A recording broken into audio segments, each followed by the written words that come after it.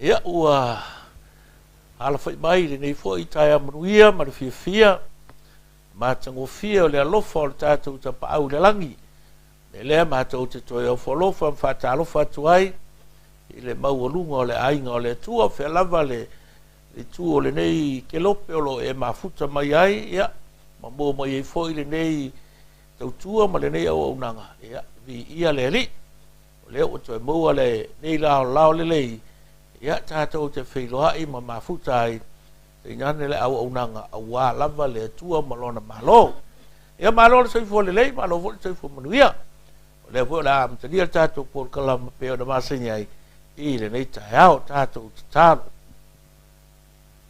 whaftai tele lava lo mātou wali ie i lau tau singa ma lau puipuinga ua toe maua ai e nei fo ia wanoa mātango fie e whatino ai o mātou tiute a te ngane o aso whaopopo lo mātou wola ia wapea fo i aso whaopopo o la mātou au nanga ia te oe malo malo ia whaftai i le aguanga le lei lo walofa tūnoa ua whaopopo ina i pea aso le lei o le nei o langa mātou wala au ma le ngang whaaloalo ngang paia fio maia ma futaina i mātou whapaia ma whamanuia ma whauuina le nei fo i au nanga e mai se fa nga ina le nei awala o so inga tu fai lo fina ngalo maritala le lei a lo malo e sanga fa malo si ai fa tu o le au ia au so ina i matou le toto to mai ma moe e i o fo ile nei ma ftanga ma le nei por kala ma fia ma manuia fo ile vi inga ya o Yesu lo matou wali lo matou fa ola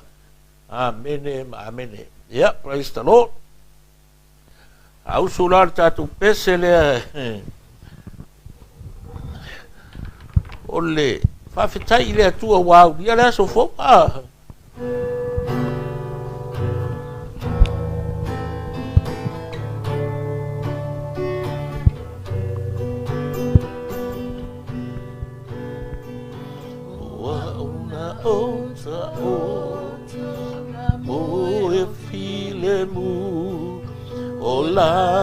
Lango i matau sia e Yesu mali e lofa lele mau ai no malosi o to e o ai nei o la taula nga whaafetai no tino lo uanga ua tu ia tuai ia whai ai o lau pule ma whatonu mai i mea umalau e tu sa o na whai Whaape o enoka na o lua mafutai Ia tawhata sipe ia o iai Ia na o laua fi ia o nau iai Ia so malau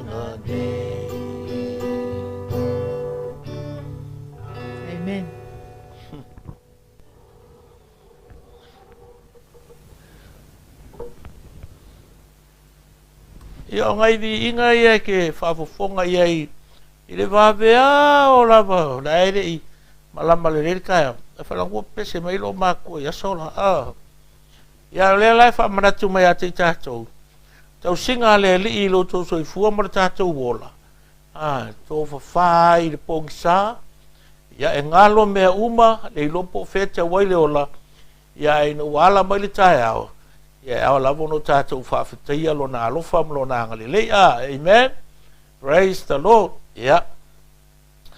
O le maure nei tae ao, ia o mai lea i le lua korinito, ona mta upo e 5, ona whai upo e 7, ia. E whapelo na whai tauhina. A wā o le whātua tua ua mātou sāwa wari ai. Ai le o le tino mai o mea. A wā o le whātua tua ua mātou sāwa wari ai. Ai le o le tino mai o mea. For we walk by faith, not by sight.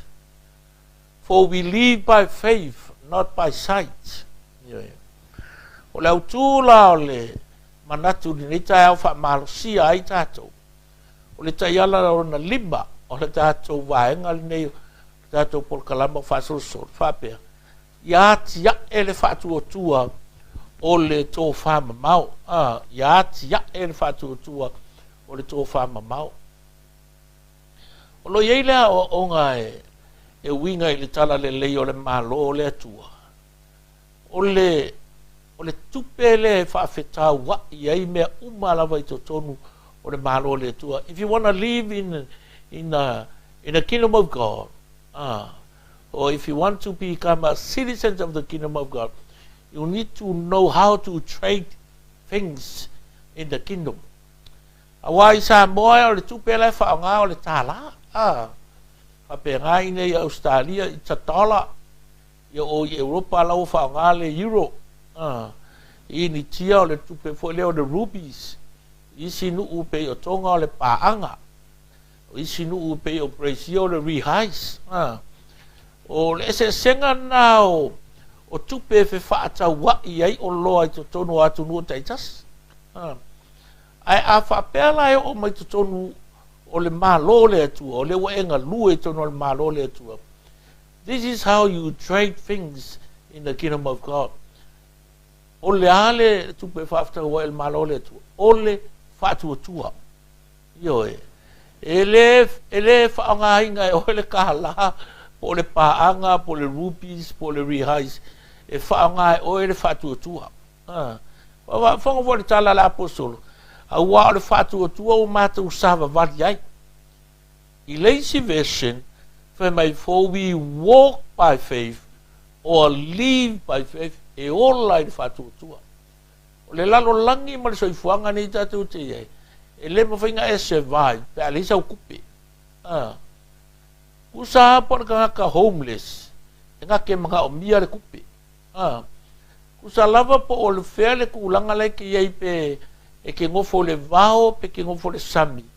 Po le le ku ai ngā soifuanga ke.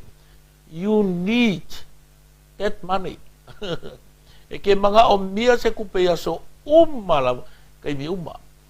Ai hao o malora i le o langa whale nganga. I le vea oe matangata o le malo le tua tangata nuu i a le tau whaingofia tātou o le Kerusian. O le whātua tua. Ia pea ona whai mai le peresuma tasi ona whai upo e ono. A whai le ai se whātua tua.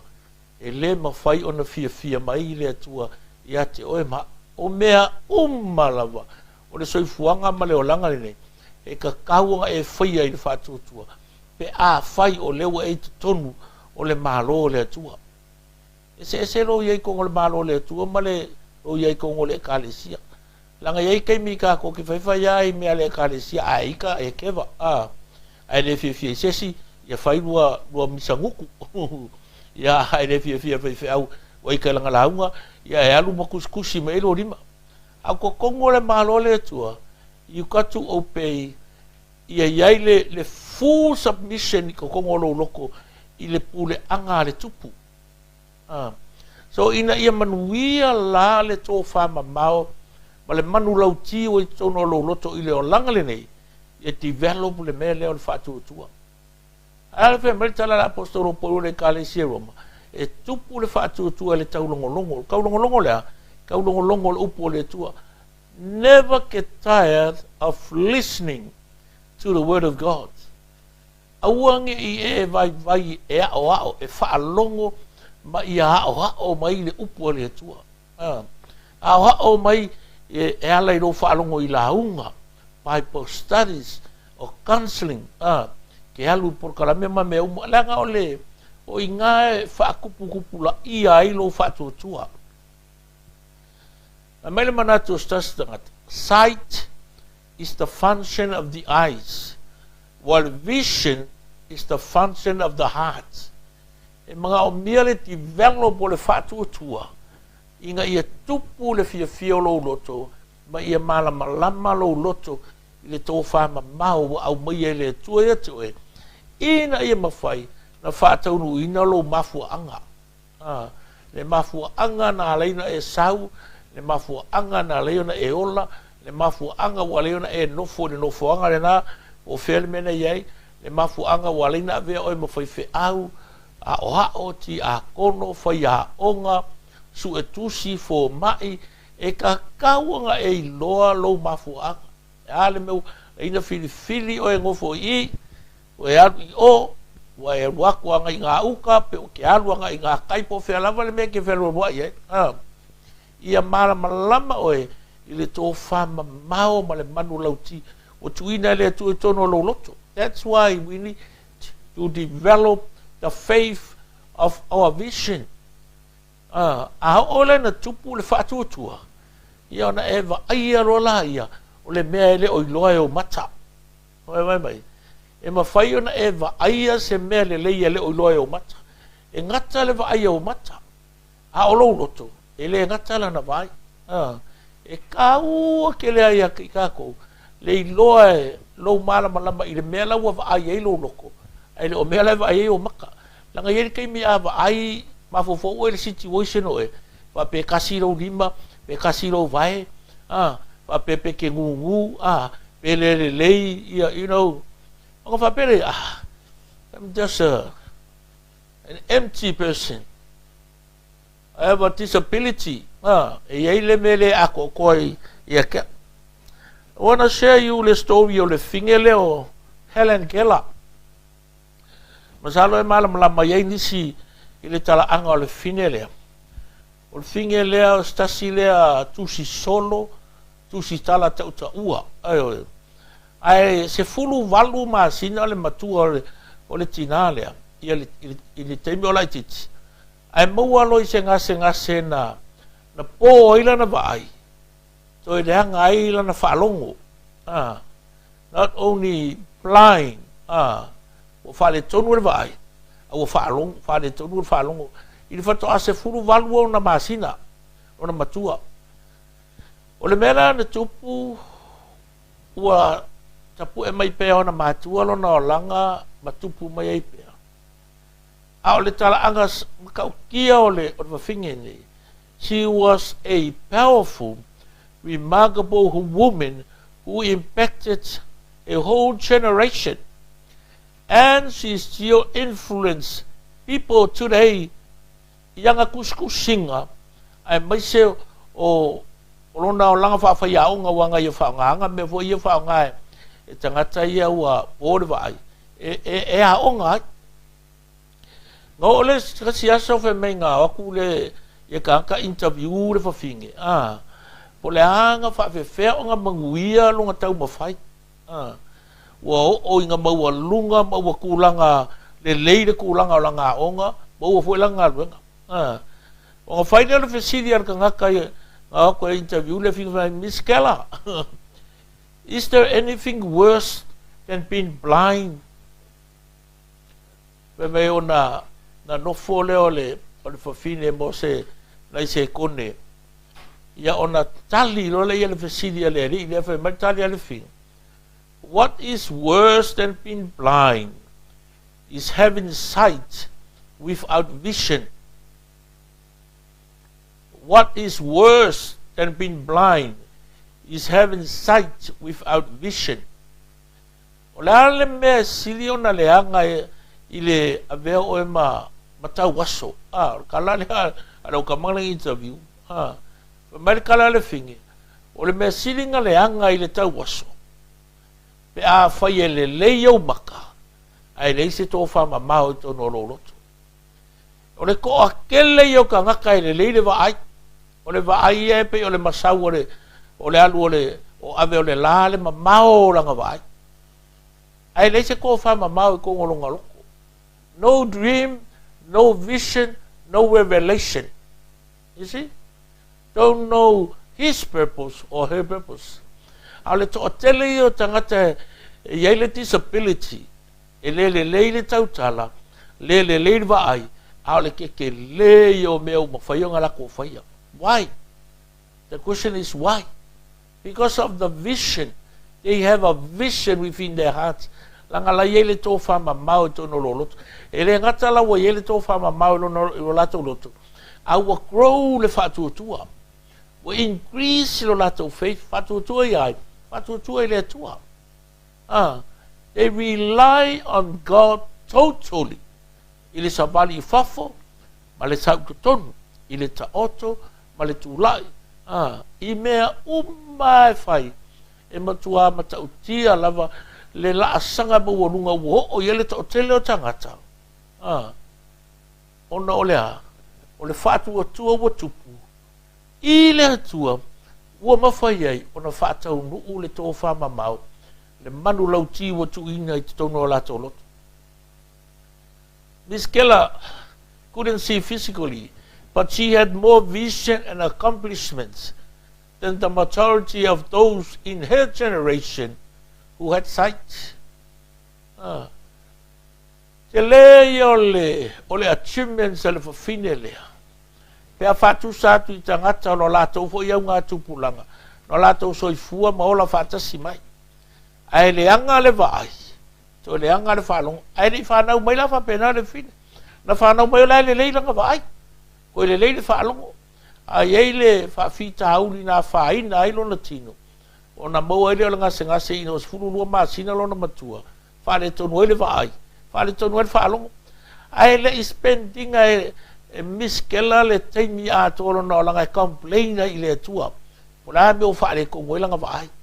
Ora me o le anga ai o langa whalongo. Ora me o le ele on tino. Ora me o le akoko. She didn't spend her years being angry and blaming God for her blindness and deafness. No. O le kala kusi ale o famo mongolanga ele se kai va penga fa halu fai ki oi, but she was trying her best to fulfill a vision when he had faith to God. Inga ua yai longa fa kua ako ko ile tua e ma fai ai ona manuia na tau fainga ya penga fai e o mai kai mi ngai.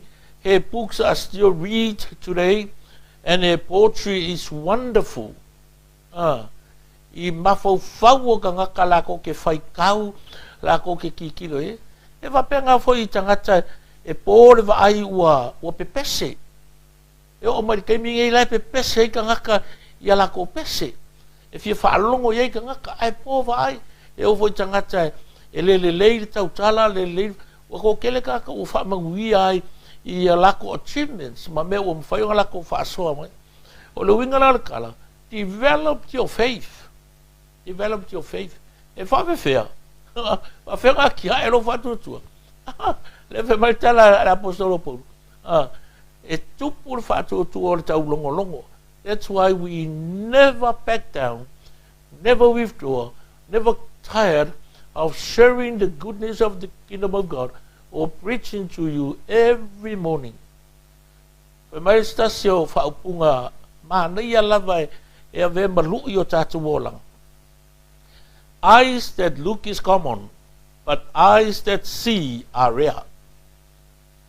Eyes that look is common, but eyes that see are rare.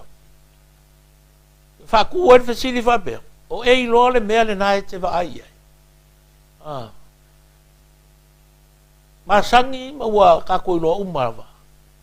O le vaai, o le pe ua masangi kako ki loa, kako ki maukingoa.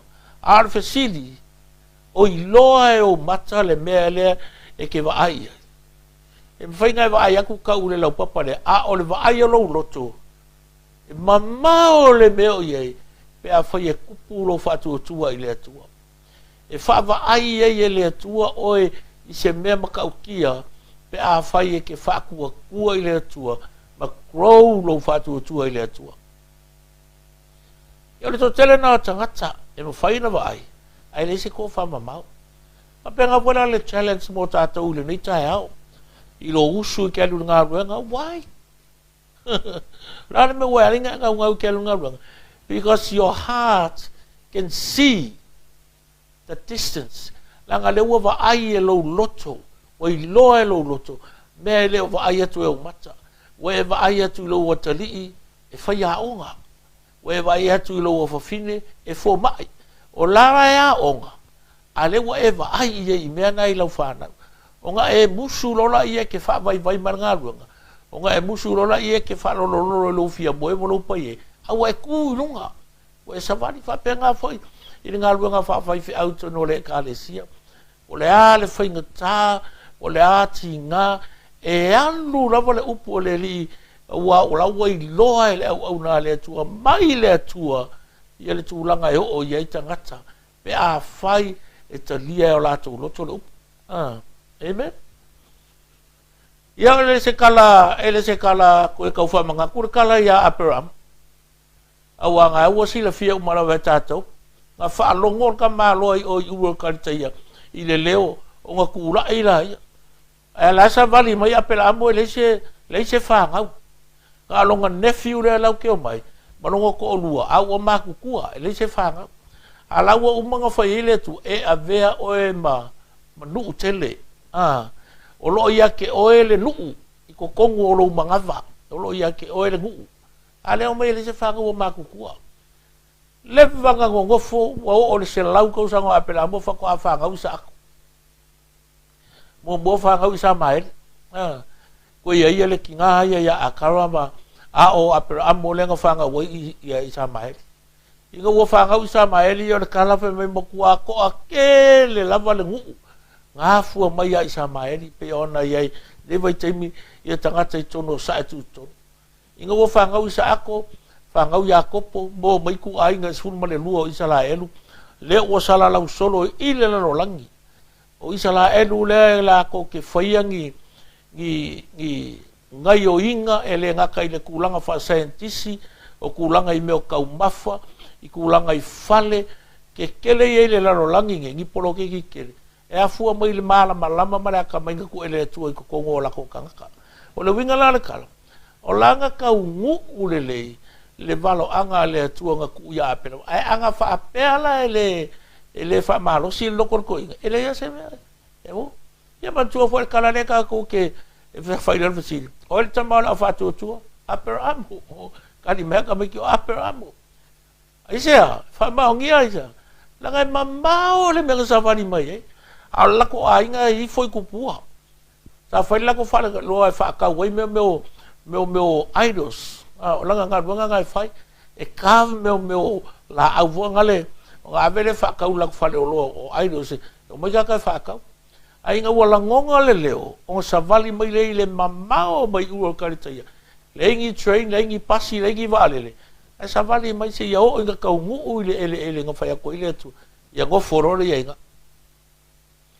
Ai le fai ngofia la longo funga o nga mai malonga nephew o nga misa le la au o nga fa kula pela mo ya alu o le pico le alu au pico le pa te fai la feeling po fe ke fia le me le kala loka I decided to go this way ya alu pico nga o feel loka o mga fa ko wa ilang me maka ko lau siusi le ola me ya alu le ai sa sko inga i pico nga wa ai le pico nga wa nga mar finga ka nga kia e apera amo ma o inga manguia ia le ka ko ke baba ia yaka kai mingi sau mai Tel Aviv anu nga i o Jerusalem alla se au le le ia wi kat le so ke le o kaua ma me le fa pe nga la Palestina ma la Jews pa ti le kai mingi ma ko i ka mau a inga sau no le tu ia apera amo o nga savali le apera amo wa ma fa kua ma fa moe ile tu